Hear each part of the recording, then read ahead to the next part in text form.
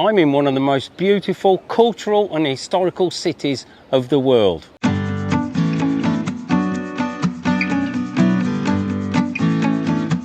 Welcome to Istanbul.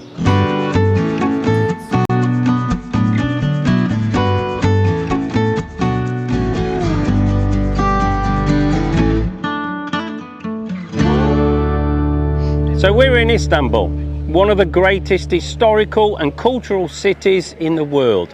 And in this episode, in our new series, we'll be looking at the main touristic attractions here in Istanbul. And in future episodes, we'll be visiting different areas of Istanbul and showing you interesting places that people may not know about here. So consider subscribing to our channel, Mick and Trudie. Istanbul is the biggest city in Turkey with an official population of over 15 million. It's probably considerably more than that. About a quarter of the whole population of Turkey live here in Istanbul. And it's got the highest population per square kilometre of any European city. The city is split into two by the Bosphorus waterway, which links the Black Sea to the Sea of Marmara, which makes half the city in the European continent and the other half in the Asian continent.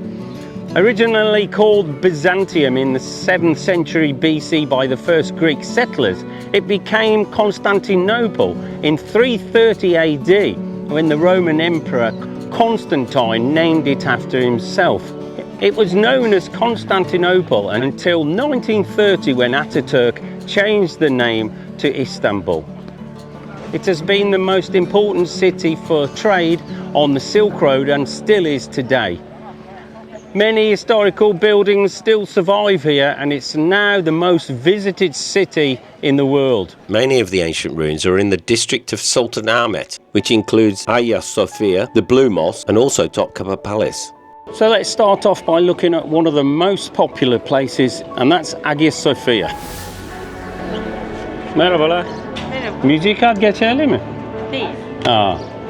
O zaman kart verebilirim değil mi? Teşekkürler. Rica ederim. İyi günler. They're nice people, aren't they? And then you got to queue up just to get in the entrance, of course. This fantastic building, which was built as a church in 537 AD, that's almost 1500 years ago, and is one of the oldest buildings in the world and a masterpiece of architecture. And it survived so many earthquakes over the centuries. It was converted into a mosque in 1453 and remained so until 1935 when it was declared a museum, but controversially has recently been turned back to a mosque again by the Turkish ruling party. This building, designed by Isidore of Miletus, a Greek mathematician, with help from Artemius of Tralles, a Greek architect, was the largest building in the world for almost 1,000 years until the cathedral in Seville was completed in 1520. One thing I remember from coming here 35 years ago was the massive pillars that hold this structure up, which are marble. And it looks like one solid lump. Amazing. The new tourist ticket only gives access to the gallery level now, which gives you a chance to see some of the beautiful original mosaics from when it was a church.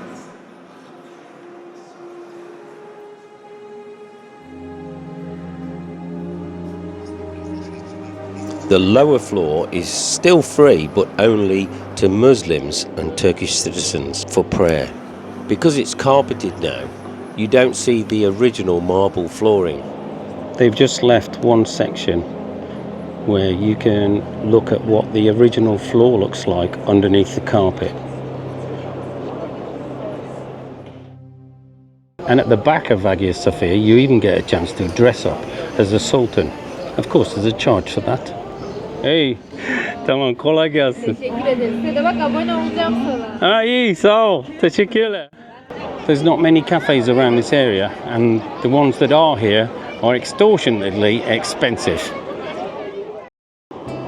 But not far away, next to the Sultanahmet tramway station and in the back streets behind, are lots of locantas and restaurants, and one is very famous.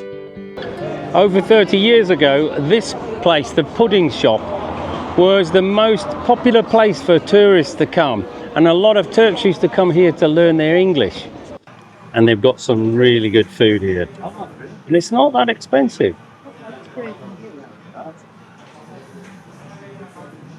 So I decided to eat here, and I've got a kofta stew, which is kofta, potatoes, vegetables in a lovely sauce with rice.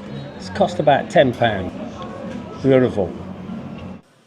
And most of the restaurants and locantas in this area of Sultanahmet are similar prices, between £8 and £15 a head, but that doesn't include drinks, of course.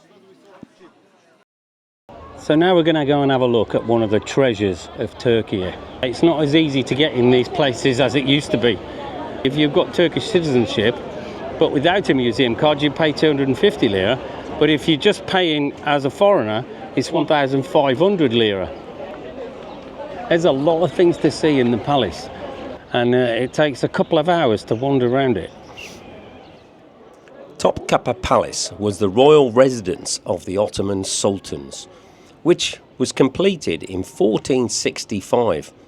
This complex, which has been a museum since 1924, is made up of several lavish buildings, and many of them are now part of the museum, showing off the splendour of the Sultan's life and his harem.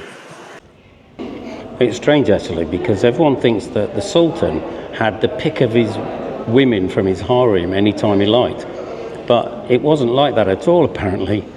In fact, it was his mother who decided who he went to bed with. So let's have a quick look around.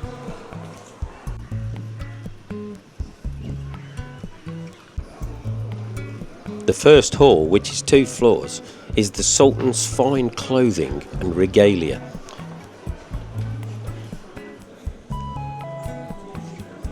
All are made of the finest, beautiful materials, and I think some are even pure silk.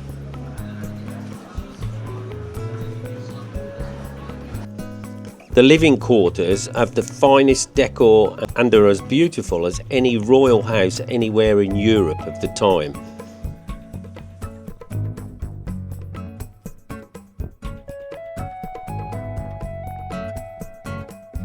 But for me, it's the amount of jewels that are here.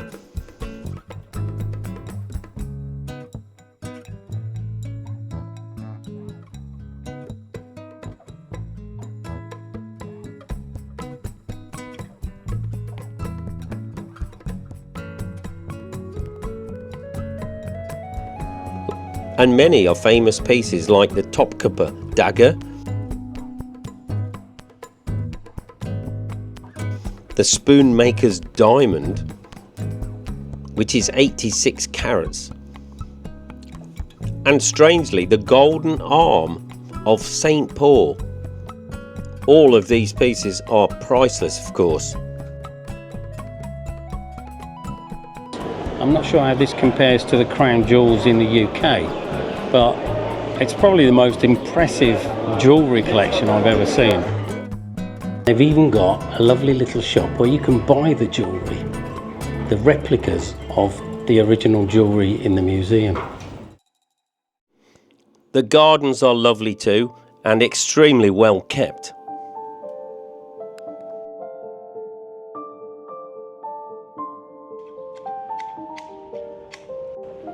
Kolay gelsin. Eyvallah reis. Oh, sağ ol ya. Sen sağ olasın. Teşekkürler.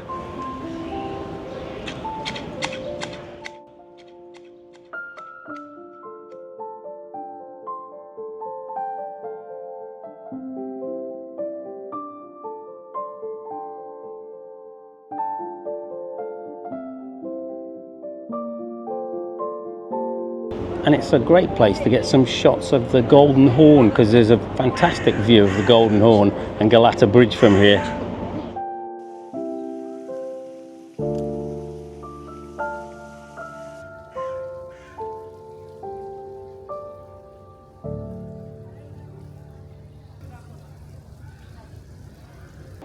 Just look at the size of this. Where did that come from? And what was the building like?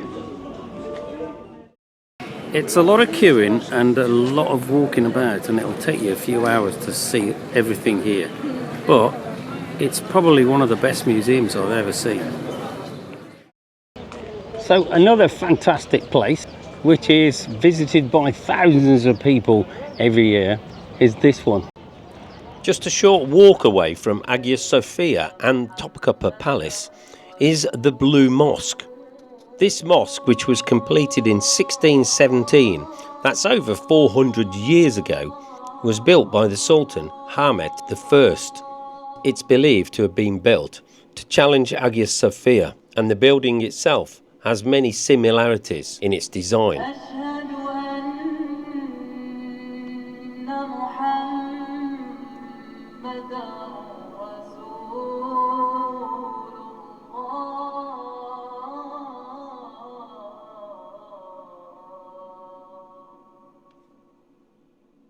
To come in the Blue Mosque, ladies must wear a headscarf and men can't come in with shorts on. But if you've got shorts, they will give you an elasticated skirt to wear. Like most mosques, it's free to get in, but it does have certain opening and closing times.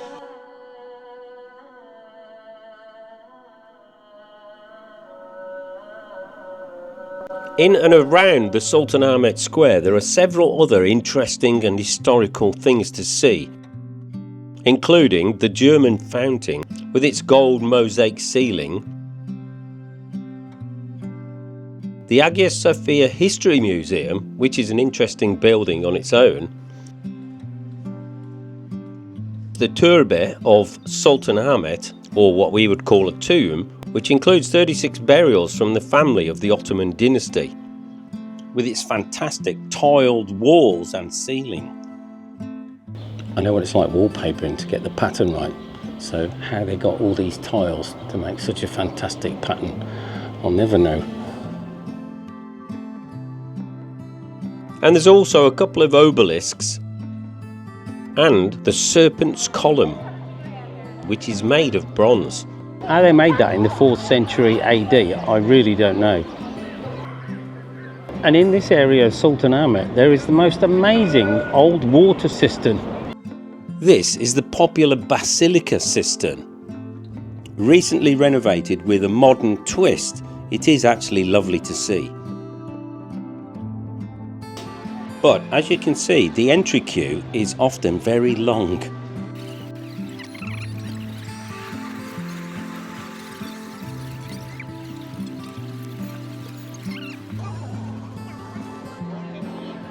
So obviously I'm not joining that queue.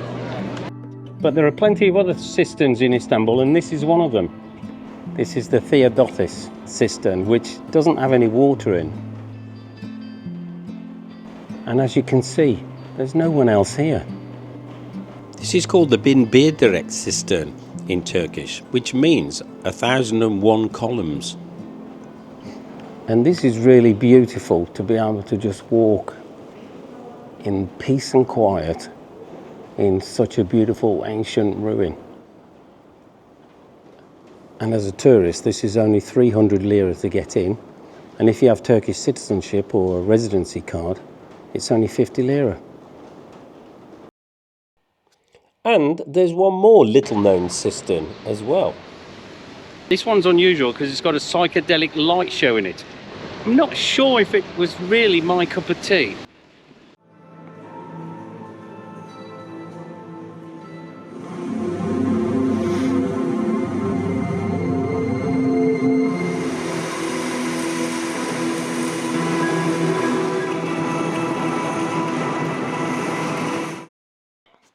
There is a tulip festival every April to celebrate that tulips come from Turkey, not Amsterdam.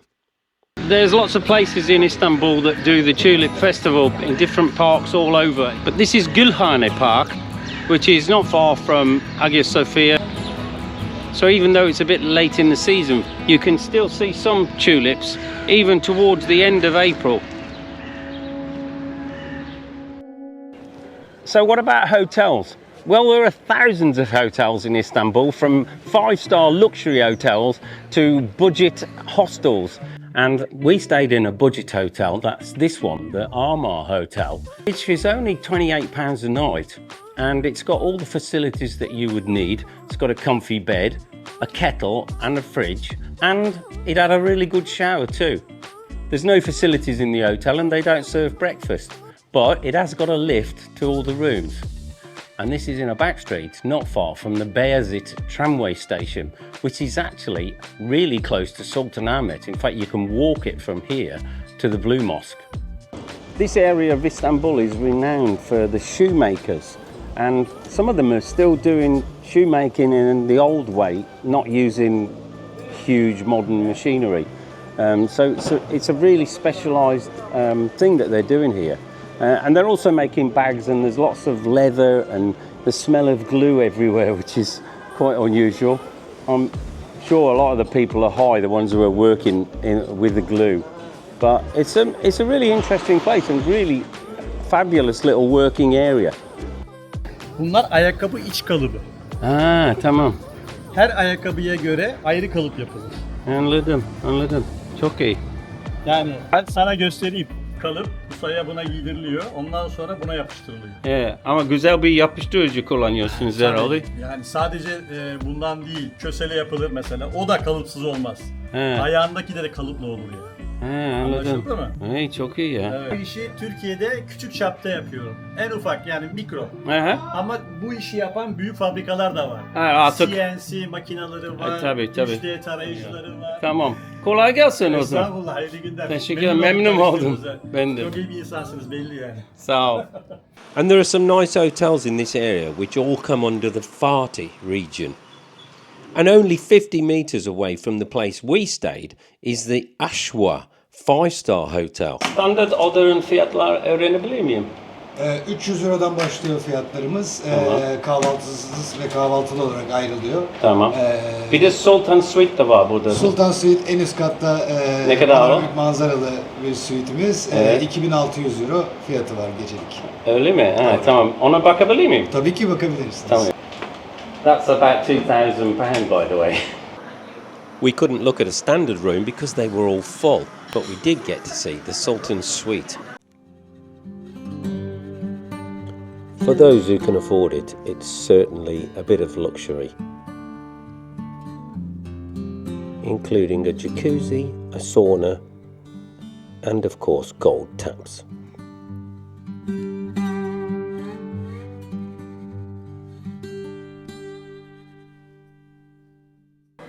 Another station on the T1 tramway line serving this area of Fatih is Çemberlitaş, named after the ringed obelisk that originally came from Rome about 1700 years ago. This and Beyazıt station are the best stops to visit the Grand Bazaar, one of the oldest and biggest covered markets in the world. The Grand Bazaar, which is around 500 years old, comprises of 61 covered streets, some are wide and some quite narrow, and with over 400 shops selling gold, jewellery, clothing, leather goods, antiques and anything else you could think of. And around 300,000 people visit here every day. Wow, that's an Aladdin's cave if ever I saw one.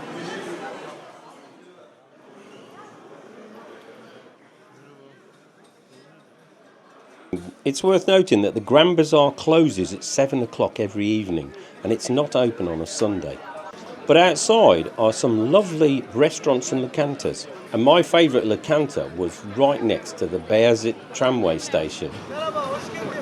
Hoş bulduk, geliyorum. What I love about this place is it's like a self-service, but then you can take your tray upstairs and be served upstairs with other dishes. It's the first time I've found ezogelin çorbası, which is my favourite. And they've also got my favourite sweet. So this is treliçe, and it's basically a sponge with caramel on the top, and it's soaked in milk, and it's absolutely beautiful.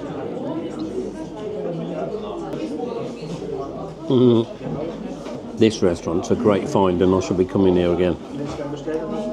Yarın görüşürüz. Yarın gel. Atımı da getir. Tamam. So what about getting around in Istanbul? Well, when I lived here 35 years ago, they didn't have a metro underground system or any tramway.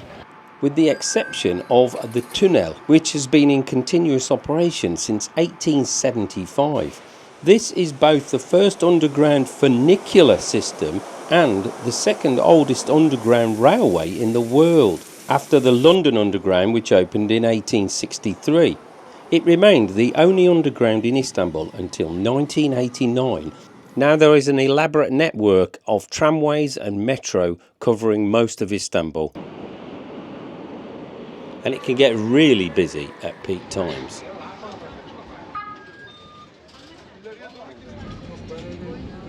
And in fact, the bus service here is pretty good too, and most of it is cheaper than anywhere in Europe. But to get around here in Istanbul, you will need one of these, the Istanbul card. So you can buy cards at machines like this, and all you have to do is press the English button and follow the instructions. The card costs 70 lira at the moment, but then you'll have to top it up as well, and you can use credit cards or cash for that. Don't top up with too much money on the card, because 500 lira will give you about 20 journeys on a tramway or on the underground system. And of course you can also use this on the ferry boats and even public toilets. All the places we've visited so far you can get to on the T1 tram. And the T1 tram actually goes to a really important and historical station too, called Sirkeci. This historical station was opened in 1890 as the final terminal of the very famous Orient Express to impress the wealthy travellers who did the Paris to then Constantinople trip on the luxury carriages. To further impress, a luxury hotel was also built as part of their journey, which was connected via the nearby tunnel, which we've mentioned earlier. So this is the Palace Hotel. It's a 5-star hotel, and it was built to house the people from the Orient Express. And it was the first hotel in Turkey to have electricity, and also the first hotel in Turkey to have a lift. And it still works. And the lift actually was only the second lift in the whole of Europe. Ataturk stayed here and had his own room here, and also Agatha Christie wrote lots of books here. Including, of course, Murder on the Orient Express, which incidentally, when the film came out, was banned here in Turkey. So it's a very important hotel and steeped in history. So this is Ataturk's room, one of the rooms he used in the hotel. It's actually a great waxwork of him.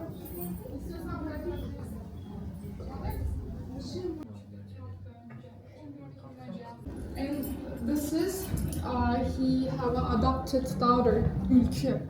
Oh yeah. He give it this to Ülkü for a gift, and Ülkü give to us. Wow. Oh, that's nice. Yes. Wow, that's fantastic. I never saw a padded sandık before. Ya, evet. Çok eski.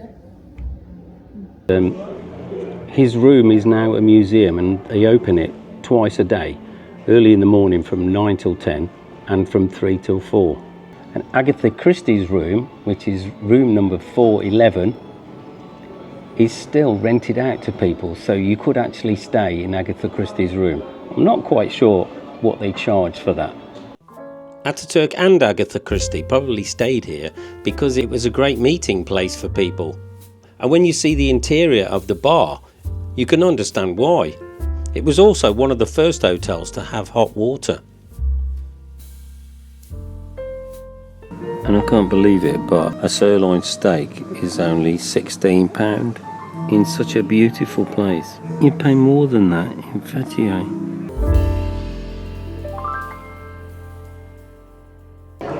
Can you tell me what the room cost is here for a standard room? For €250 right now, the lowest rate. Okay. That's not too bad actually for such a luxury hotel. Nice to hear that. At least. And what about the most luxury rooms? More luxury rooms, we can up to €2,500 nearly. Okay, and that's like a suite, I presume? It's called named Presidential Suite in our hotel. Okay. Well, thanks for your help. With pleasure. Have a good day. Bye-bye. I did feel a little bit underdressed here. It's probably the most famous hotel here in Istanbul. This hotel is in the Beyoğlu region, which is not far from Taksim Square, and we'll be covering this area in a future film. The old station at Sirkeci is also the new underground terminal for the Marmaray line, which goes underneath the Bosphorus to Kadıkoy. The next station round on the T1 line is Eminönü, which is right next to Galata Bridge. So I'm on Galata Bridge, which is really famous for its fish sandwich. It's actually a mackerel sandwich. A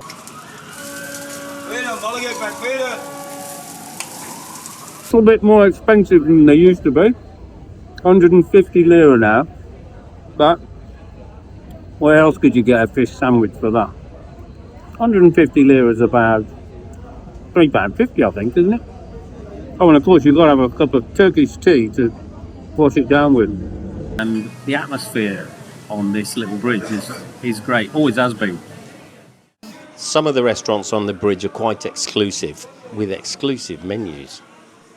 But to the side of the bridge, it's almost a fish market of sandwich sellers.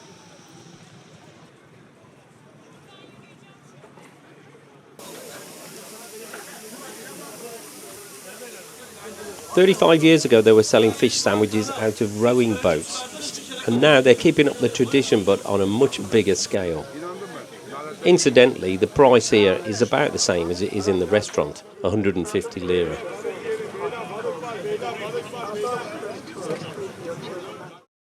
And just a stone's throw from the bridge is the Egyptian spice market.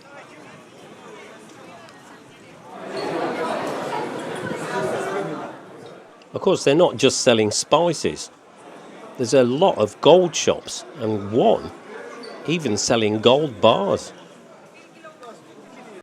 It's like a small version of the Grand Bazaar, and I actually prefer it. And while I was looking for somewhere to have a drink, I found this lovely old building.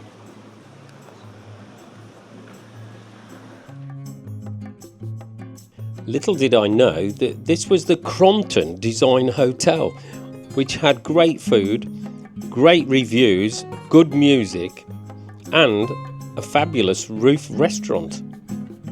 And it was one of the top-rated hotels in Istanbul.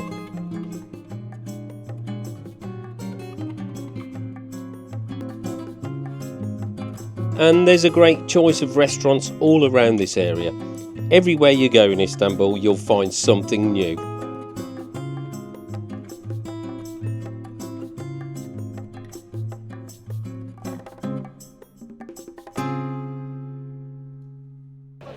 So what about getting here to Istanbul? Well, there are two airports in Istanbul, one on the European side and the other is on the Asian side. The Sabiha Gökçen Airport, which is on the Asian side, is a little out of the city. And of course, everybody knows that flying is the safest form of travel. And whether you land at Sabiha Gökçen Airport on the Asian side or Istanbul Airport on the European side, there's a few ways of getting to your destination. You can take a taxi, which is probably one of the quickest ways, but also the most expensive, at around €50. From Sabiha Gökçen Airport, there is a direct underground line straight to Kadıkoy on the Metro 4 line. And at Ayrılık Çeşmesi, you change to the Marmara line, and that will take you straight over to the European side, underneath the Bosphorus. And it comes out at Sirkeci. Takes about an hour and 10 minutes, and it's totally underground. So if you want to see any Turkish scenery, you better take the bus instead. And it's quite noisy because of the speed it goes. The metro is not always the fastest route because there's so many changes, depending on where your destination is. If you're going to Taksim Square, which is where I'm sort of heading for, probably the best bet is the bus. And it does pay you to get the Istanbul card, but they do take credit cards and Turkish lira on the buses too. You may have noticed that Trudie wasn't with me in this episode, but she will be in future episodes when we'll be visiting other interesting places around Istanbul. So please share, like and subscribe so you don't miss them. Thanks for watching.